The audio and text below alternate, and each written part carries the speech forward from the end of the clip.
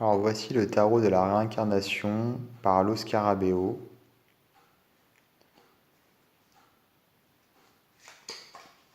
C'est un jeu qui porte assez mal son nom, je trouve,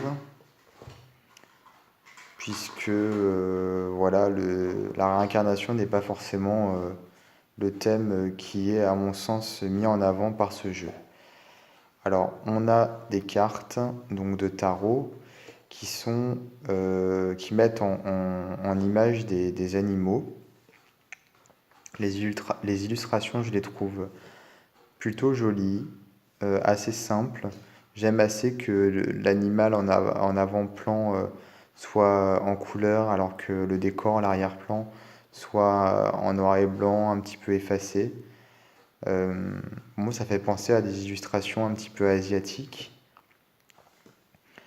Et je pense que comme la réincarnation fait partie intégrante de plusieurs religions en Asie, je pense que c'était volontaire. Alors maintenant, je trouve qu'il porte assez mal son nom puisque je ne vois pas vraiment le rapport entre les significations des cartes. Enfin, en gros, il n'y a pas de méthode de tirage dans le livret. Il n'y a rien qui finalement mette en avant la réincarnation. Donc là, voilà, à la place de mettre les bâtons, les épées, les coupes les deniers, ils ont mis les cœurs, les piques, les trèfles et les carreaux, comme un jeu de cartes à jouer. Et puis donc dans le livret, je vais vous montrer tout à l'heure, ils mettent finalement la signification des cartes du tarot qui correspondent aux significations classiques hein, qu'on peut retrouver dans beaucoup de jeux.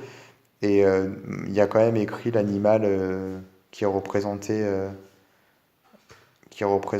sur la carte, mais il n'y a pas d'explication particulière sur le choix de cet animal, pourquoi la réincarnation, pourquoi les animaux, est-ce que c'est parce qu'on se réincarnerait en animal, mais à ce moment-là on peut aussi se réincarner en arbre ou en pierre selon certaines religions, enfin peu importe quoi. Donc voilà, là c'est pas forcément expliqué. Et il n'y a pas vraiment de méthode de tirage qui est mise en avant pour justement travailler sur la réincarnation, euh, sur le travail qu'on a à faire, sur le karma. Enfin non, c'est pas du tout mis en avant ni expliqué. Donc c'est pour ça que je pense qu'il porte mal son nom, même si voilà, il y a des illustrations qui sont vraiment très belles. Celle-ci, j'aime beaucoup.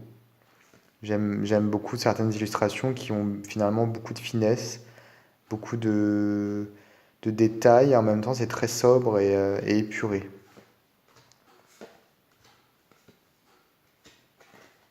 Donc le dos des cartes, avec une qualité standard de chez Los Scarabeo.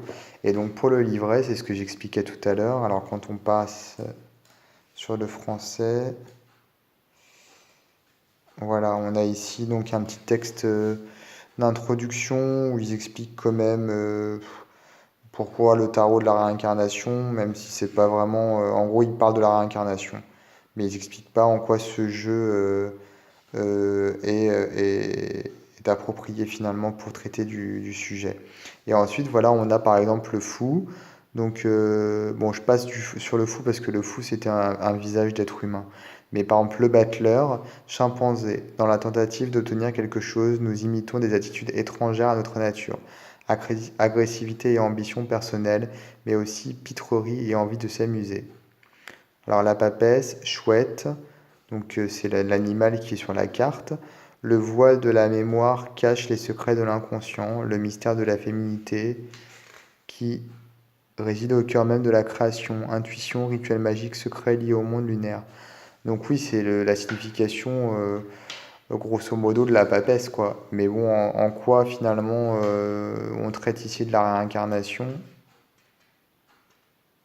Donc pour toutes les cartes, on a l'animal mais on n'explique pas pourquoi on a choisi cet animal, est-ce que ça correspond vraiment à les caractéristiques, etc., etc. Donc c'est pas forcément, je trouve, approprié. Mais bon, les illustrations sont vraiment sympas. Ça, c'est un plus.